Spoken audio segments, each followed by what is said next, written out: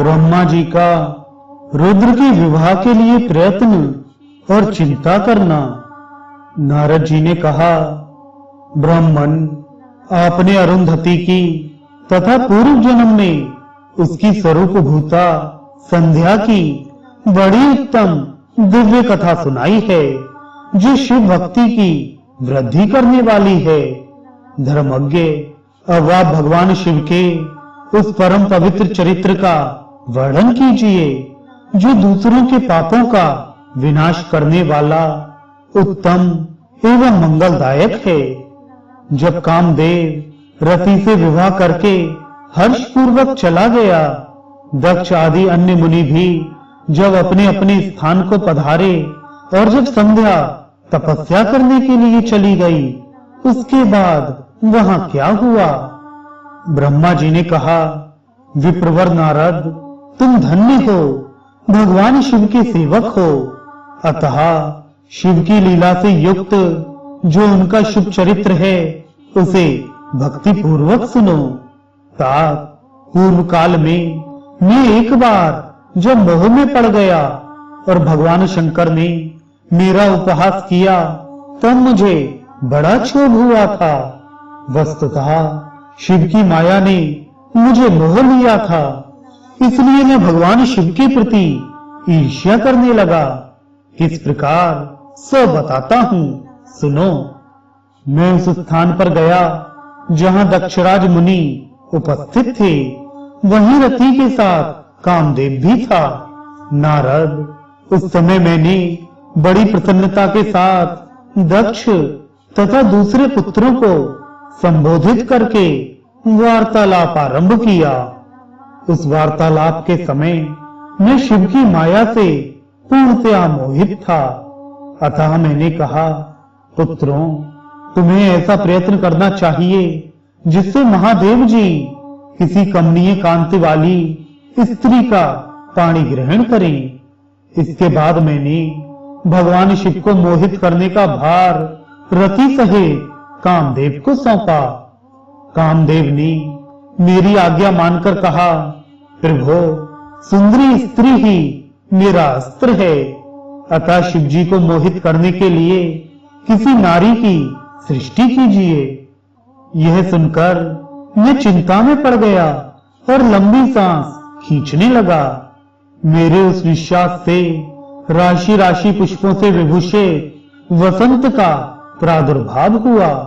वसंत और मलयानिल ये दोनों मदन के सहायक हुए। इनके साथ जाकर कामदेव ने वामदेव को मोहने की बारंबार चेष्टा की, परंतु उसे सफलता ना मिली। जब वह निराश होकर लौट आया, तब उसकी बात सुनकर मुझे बड़ा दुख हुआ। उस समय मेरे मुख से जो निश्वास वायु चली, उससे मारगणों की उत्पत्ति हुई। उन्हें मदन की सहायता के लिए आदेश देकर मैंने पुनः उन सबको शिव जी के पास भेजा, परंतु महान प्रयत्न करने पर भी वे भगवान शिव को मोह में न डाल सके। काम सपरिवार लौट आया और मुझे प्रणाम करके अपने स्थान को चला गया। उसके चले जाने पर मैं मन ही मन सोचने लगा कि निर्विकार तथा मन को वश में रखने वाले योग परायण भगवान शंकर किसी स्त्री को अपनी सहधर्मिणी बनाना कैसे स्वीकार करेंगे। यही सोचते सोचते मैंने भक्ति भाव से उन भगवान श्री हरि का स्मरण किया, जो साक्षात शिव स्वरूप तथा मेरे शरीर के जन्मदाता हैं।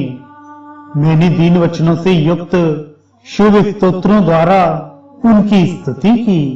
उस स्तुति को सुनकर भगवान शीघ्र मेरे सामने प्रकट हो गए। उनके चार भुजाएं शोभा पाती थीं, नेत्र प्रफुल्ल कमल के समान सुंदर थे। उन्होंने हाथों में शंख, चक्र, गदा और पद्म ले रखे थे। उनके श्याम शरीर पर पीतांबर की बड़ी शोभा हो रही थी। वे भगवान श्री हरि भक्त प्रिय हैं।